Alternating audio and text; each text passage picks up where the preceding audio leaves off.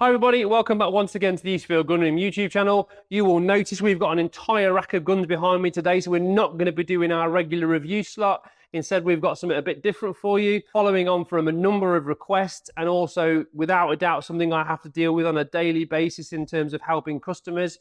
Today, we are going to look at what you need to look for when you go to buy a used shotgun. There are several things that are very obvious and there are some that are not so obvious, so we're going to look at all of those. So what happens is you've decided to buy a shotgun, you go along to your local gun shop, you might go to an auction, you might even look at buying a shotgun privately, regardless of where you decide to go. These are things that you are going to benefit from having the information and the knowledge of.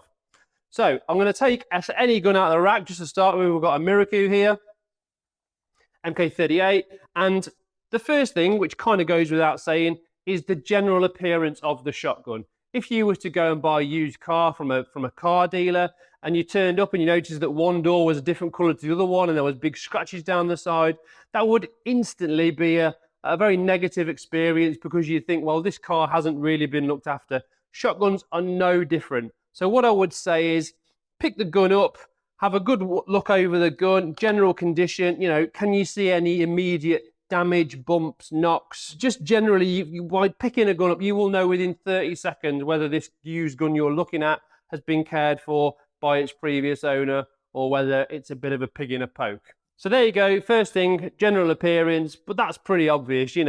Even as a new shooter, you will have the information, you will have the knowledge to know whether something looks like it's been dragged through a fence or not. But there are things that are much less obvious, so let's crack on with that. The first thing I want to talk about is the tightness of the action. Open the gun up, bring the barrels down and just close it a few times and just see what it feels like. You will feel if there's any notchiness or any graunchiness or whether there's a positive clunk. Particularly with some Brownings and Miracles, you can sometimes get what's called a double click where the barrels are a little bit too tight in the action. So just open it and close it a few times. But more importantly than that, take particular attention to the position of the top lever. So if you buy a brand new gun, the top lever will be well over to the right hand side. It will be well right of center. The more where the gun has, the further across the top lever will become because the bite is wearing. So based on that, if I look at a gun that's brand new, a bit like this Beretta. Okay, this is 550 cartridges from new. So you can see quite clearly well over to the right-hand side. Because I had a number of people, particularly new shooters, say to me, Matt, why is the top lever over to the right? That's a good thing. Don't worry about that. And as an exact opposite, I just want to show you another gun. So this, believe it or not, is called a Browning Morgan. Great name. And this is a much older gun, as you would expect. But you can quite clearly see that the top lever has gone past center. Now, what you've got to remember is we talked about that means that the bite is affected. So the actual lockup and the mechanism of the shotgun, which correlates in the fact that when I drop the top lever, the thing falls open. So normally when you've got a barrel that will drop, 9 times out of 10, it's related to the fact that the gun's had considerable amount of use and the top lever position will also tell you that. So we're going to go back to the Miracle, continuing with the action. So in order to do that, we need to take the shotgun apart. If you are completely brand new to shooting, you don't know how to do this, I will run through it very quickly. However, if you are looking at a second-hand gun in a shop, sure, they will be able to assist you at this point. So forend comes off like that with a click of the finger, top lever across. Be sure to hold onto the barrels because they will fall onto the floor now the forend's been removed if you let it go, and then just top lever aside and pull the barrels back towards you. Child's play. So looking at the action, again we go back to the general appearance thing. If a shotgun's had a lot of use, there will be considerable wear on the action because it's a pressure bearing part. So if we look here inside the action, we've got some very slight rings where the cartridge has been sat against the face. But other than that, it looks very, very clean, very nicely kept. There's no gouges, there's no chunks, there's no sign of rust on the face of the action. And also, while we're on the subject of the action, it's a good idea to check the firing pins at the same time.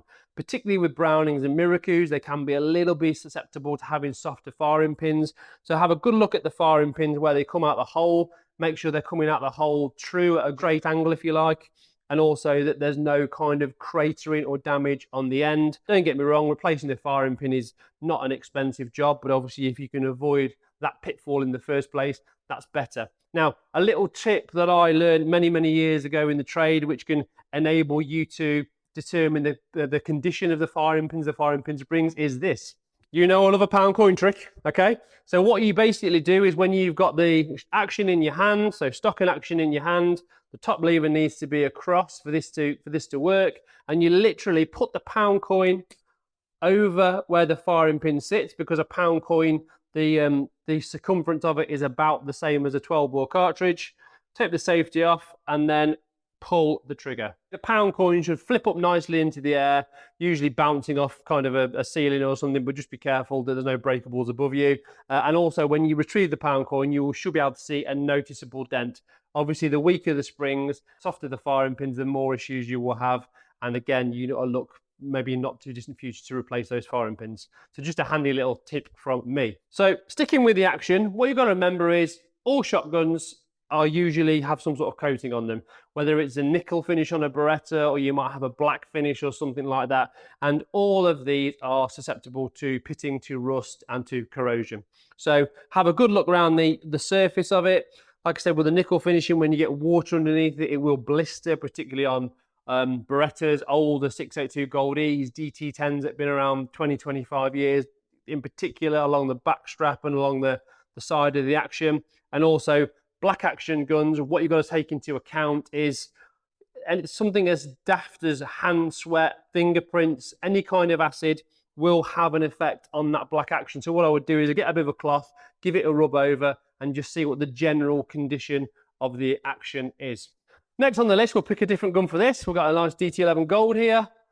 Okay, so what we'll do is we'll talk about barrels. Barrels, obviously an absolutely critical point of your shiny new shotgun. You need to make sure that there's no damage, no dents, no dings, that kind of stuff. So what I would do to start with, just a general visual inspection, open the gun up, or take the barrels off if you wish, hold them up to the light. Obviously we've got a white ceiling in here, or if you can inspect them in natural daylight, even better. Because what you've got to take into account is that shotgun barrels aren't actually that thick. You're looking at probably 30-35 thou of metal. So the slightest dink sometimes can have an effect on the internal of the barrels. And although, as with most shotguns, work can be carried out, dents can be removed, they can be raised. If we're going to avoid it in the first place, then that's a bonus, isn't it? So look for pitting, dents, because pitting is essentially rust, and if the gun's not been cared for and it's been allowed to rust in the barrels, then you might have all sorts of other problems. And one of the key things to look at on the outside of the gun is the rib. If you're in a clay cage shooting away, I've seen it dozens and dozens of times. I've heard about it dozens of times. You can be quite unlucky, but it's not uncommon to just catch the barrels on the top of the cage. And essentially what you will do then is you will put a dent in the top of the rib. To see if there's any dents in the rib, have a good look along the top of the barrels, make sure that the rib is completely true, and where the dent is, 9 times out of 10 it will be between a post, because it's where the metal is at its most vulnerable. You'll be able to see it, no problem at all. In terms of the external of the barrels, obviously bluing is a chemical process. We talked briefly about the action, about acid, blood, that kind of stuff. Look for little spots of rust. You quite often will get rust in the top of the rib if a gun's been in a damp slip or a damp cabinet or something like that. And again, yes, all this work can be done, but bluing barrels is quite expensive. You're looking at £200, £300 depending on that. And that can be a considerable cost when, a little bit more diligence and you might have just spotted it in the first place. So sticking with the barrels, a very important part of that is, of course, the chambers. Now, there are a number of manufacturers that don't actually chrome line their chambers, or if you're looking at a much older Browning or something like a B25, earlier ones don't have chrome barrels or chambers, and you can be the best barrel cleaner in the world, but if you don't pay particular attention to your chambers, then they will pit and they will rust over time. So, little tip for this is get yourself some toilet roll, okay? You literally need one piece of toilet roll, and by putting that into the chamber, it basically illuminates the inside of the chamber, and it will enable you to inspect it properly to see if there's any little rust pits or anything like that. Really, really useful tip. One thing is quite important with chambers is they are not the part of a shotgun that you can easily remedy if there's any issues. You have to put liners in if the gun gets to the point where it's been had metal removed to the point where it can be out of proof, etc. Before we move on to the next point, as handy as it is to put bog roll down a barrel, do make sure you remove it after. The easiest way, if you can't quite get it with your fingers, just push it out with a cleaning rod and then you'll be absolutely fine. Now, at the other end of the barrels, just as equally important, if it's a multi-choke, are the chokes. Massively, massively important. You'd be amazed how many people don't take their chokes out on a regular basis to clean the threads out and clean the chokes, sometimes ever. The best way to check the condition of the chokes and the threads is to remove the chokes from the barrels. You might need a choke key for this. My recommendation would be to get hold of a Beretta Universal one, because if you do happen to go into a shop or go and look at a gun privately, these fit 90% of standard modern multi-chokes. So we'll just take this bottom choke out, this DT11. That's coming out nice and smoothly. The choke's clean. It's got a bit of grease on it, and the threads internally look very, very good. Now, you shouldn't really have any problems with this kind of modern gun because, of course, this gun's 2 or 3 years old. But obviously, the older guns that have had more use, you know, particularly years and years ago, we had slightly more corrosive powder. Just check those threads, because you can get rust at them, particularly at the back, because that's where the kind of the water will go down, any moisture or any crud, and just seat at the back of the choke. So always remember to check the chokes. If you are in a shop or you're looking at a gun and you can't get the chokes out, it's usually a bad sign, you know, especially with thin wall chokes like Teagues and Bridleys. Be very careful, because if they are thin and they are flush fit and you can't get them out, it could sometimes be a gunsmith job to remove those. Just to finish off with the barrels, always a good idea to check the ejectors, particularly the general appearance. Just look around here. You'll tend to find that if you over oil a gun, or a previous owner's over oiled a gun, you will get some staining around the top of the ejectors and around the breech of the barrels. Handy little tip is to take some snap caps along with you, which we happen to have a pair of here. Okay, so pop them in the gun, close her up. Just bear in mind that a lot of modern shotguns are inertia operated, so once you pull the first trigger, click, you will need to give it a little tap on the floor to simulate the recoil for the second barrel. Alternatively, you can just push the selector over and click it again. So when you banged it on the floor to simulate the recoil, just open the gun gently. And of course, the snap caps will come flying out. Just make sure they don't hit anybody behind you. And that's just a handy little tip. If you've always got a pair of snap caps with you, then you can just try ejectors on any gun you're looking at. A couple more things about barrels, and for this I'm going to need another gun. So here we've got a nice classic Beretta 686. Now, this gun was manufactured at a period when Beretta went through a kind of phase of painting the barrels. So what you need to be aware with if you buy one of these is that they are susceptible to being knocked around a bit more than traditional bluing, because of just because of the surface finish. So you will get scratches and the like. And also, it's a good point to mention, you should be able to tell whether this gun you're looking at has had a bit of care in terms of lubrication, oil, grease, etc.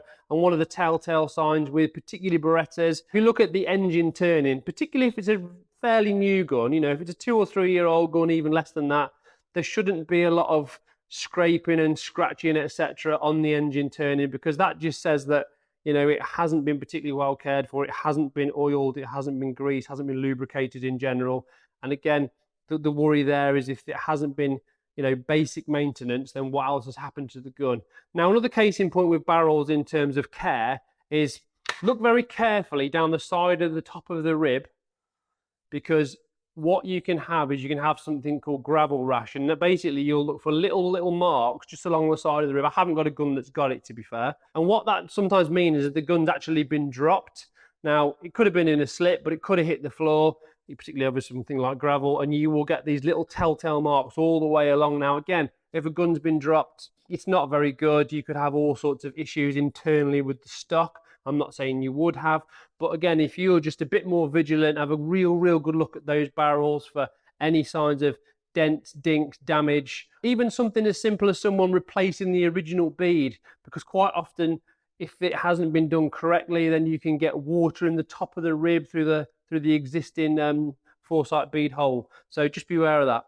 Now, moving on, we've pretty much covered all the mechanics. We've looked at the action, we've looked at the barrels, we've looked at the ejection facility. One thing also is make sure that the safety catch works if you want to shoot game with it, which is very easy because the safety is on the selector on the back of the backstrap. Now, one of the most expensive things that can happen to a shotgun is to break the stock. Now, I've spoke about it time and time again on the videos, the reviews that we do. make sure that the stock is nicely tightened up. What you've got to bear in mind, if I take something like this Miracle again, which is a MK38 grade 5, if you were to break that stock, it would be a huge portion of the cost, percentage-wise, of the gun. To give you an indication, if this gun was £3,000 new, which it's not, it would cost you about £1,500 for a stock. And for that reason alone, when you are looking at second-hand guns with high-grade wood, you need to be especially careful with what you're buying. First of all, again, we go back to this general appearance thing. That will hold you in good stead if you just think in your mind, has this gun been looked after? Has it been neglected? Have a look at the side of the stock, because what you will get is you will get things like zip lines, you will get ear defender marks on the top of the comb, but ultimately you shouldn't, and ring marks, jewelry marks, but you shouldn't get tons and tons. Again, it's all work that can be done. They can be steamed out, stocks can be refinished, no problem at all. What you've absolutely got to look for though is cracks. So the key part to check on any kind of shotgun, particularly with a high grade gun, is any thin points. So if you look where the back strap comes into the top of the stock with this Miracle, across here, across the pistol grip, across the grip, is a very vulnerable area because it's thinner than anywhere else. What you've got to remember is when shotgun manufacturers build shotguns, they aim for the very best kind of wood to metal fit. Now, in some cases, they can be a bit tight. The wood is still moving. So if you've got a gun that's 18 months old, 2 years, 3 years, whatever, that gun may start to be showing little signs of cracking just at the back here by the back strap. Bretters do it, Brownies do it, whatever. And also along the side of the cheeks of the stock where they go into the action. They are the key areas you've got to check. Yes, you will get the odd bit of cracking elsewhere potentially on a stock, but for the most part, the key thing to do is check all around the grip, all around the trigger guard, because what happens is if you get a gun that's a little bit loose in the stock, anywhere where there's a gap, there's a thin bit, is where all the recoil's absorbed, and that is where the stocks will start to crack. Also look for any signs of previous repair. Now, if it's got a non-original finish like this gun has, look for dark spots, light spots, little pinheads that looks like a top of a nail, if you like, because that means that the gun may have been glued and pinned previously. Personally, if I was buying a used grade 5 from a gun dealer, I would ask them to take the stock off and also to be able to inspect it internally. Sticking with wood, has the gun been altered? Now, this gun hasn't got the original butt pad on, but if someone's taken the pad off and put another pad on, have they tightened the stock bolt properly? Have they filled it full of lead? Is there loads of screw holes in the back because it's had numerous pads on? These are all things to take into account when you look to have the gun fitted to you, because you might not want that pad. You might want a different pad. You know, those previous alterations can be a bit prohibitive with you moving forward. Also, what I would say is a little tip from a previous video we did about what you need to know about buying a used shotgun. Try and arm yourself with the information of what is standard. Get to the point where this particular make and model in your head, you know what the stock dimensions should be. So if you were to pick one up that's been lengthened, shortened, dropped, cast, you should have an idea of that, because again, that will put pressure on the wood, particularly with a high grade stuff, which is already quite vulnerable. Now, with most guns, woodwork usually kind of matches fairly well. The way to tell this is with a lot of manufacturers is there's actually numbers stamped in the forend. Now, the number stamped in the forend on this MK38 should match the serial number on the back of the backstrap, on the barrels, on the action, etc. People will change forend. They might prefer a different style of forend, which is why they might have changed it. But 9 times out of 10, if the gun is in original condition, then the numbers should all match up and it should bear the number of the shotgun in the forend wood. So checkering's a big one. People will have guns recheckered. Quite often you can pick up a gun and tell how much use it's had by the checkering. It should be crisp, it shouldn't be gummed up, and more so it should be quite sharp, because if you drop a gun and you damage the woodwork, then you'll have flat spots. And again, when we're talking about a gun that's been dropped, you have to worry about anything else that's happened to the gun internally as well. In terms of stock alterations, you know, if you're buying a clay gun in particular, you might have a gun that's had an adjustable comb fitted, like we've got several here. You would want something that's been done by a qualified gunsmith rather than someone in their shed, which does happen. From the point of view of, you know, it may have compromised the integrity of the wood, but also from a resale point of view, it's always better to have something that's been done by a professional. So I talked about the pad briefly, but the thing to remember as well, if you've got a hard plastic butt plate like on a Browning, They do crack, don't get me wrong, but 9 times out of 10, they also crack when they've just been dropped or knocked over, when they've been in a game cart or something like that. So again, pay close attention to detail from the back end forward. And if you can, and you have the opportunity to, make sure the stock is tight. Because again, if the stock's been previously repaired and not tightened up properly to ensure the crack doesn't open up again, putting the stock bolt at the back end of the stock and giving it a twist will expose that old repair.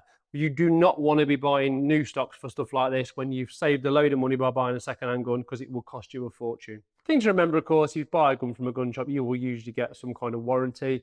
In my experience, it doesn't always cover woodwork, which is why I banged on so much about replacing stocks and the cost of them. At the same time, also, if you buy a gun from somewhere that's got shooting facilities, you can usually try the gun anyway, so you can be happy with the mechanics of the thing, you know, firing pins, ejectors, everything we've covered.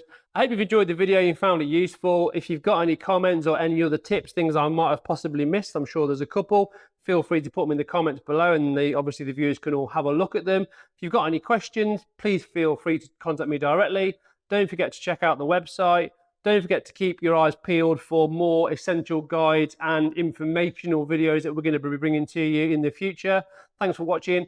Don't forget to like and subscribe. I'll see you soon.